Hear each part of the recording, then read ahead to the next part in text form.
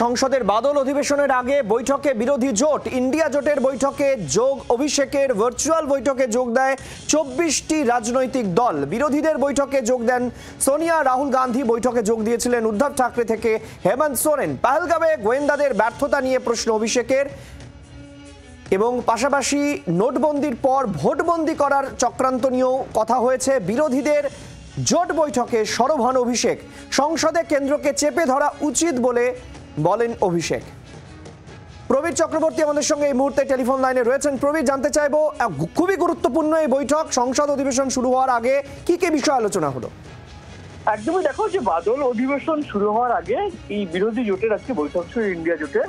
সেখানে তৃণমূল কংগ্রেসের তরফে দলের সর্বভারতীয় সাধারণ সম্পাদক, ডায়মন্ড হারবারের সাংসদ অভিষেক বন্দ্যোপাধ্যায়, তিনি আজকে ইন্ডিয়া জোটের এই বৈঠকে যোগ দিয়েছিলেন।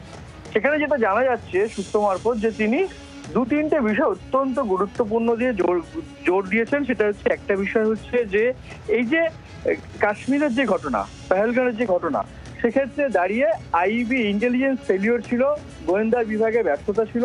তা সত্ত্বেও আইবির যিনি প্রধান, তাকে এক্সটেনশন দেওয়া হয়েছে, তার কর্মজীবনে আরো 1 বছর বাড়িয়ে দেওয়া হয়েছে। এটা কেন হলো? পাশাপাশি দাঁড়িয়ে বিদেশ নীতি, ভারতবর্ষের যে বিদেশ নীতি, সেই বিদেশ নীতি এখন চূড়ান্ত ব্যর্থ। সেই বিদেশ নীতি নিয়ে সংসদে আরো সরব হওয়ার কথা বলেছেন অভিষেক বন্দ্যোপাধ্যায়।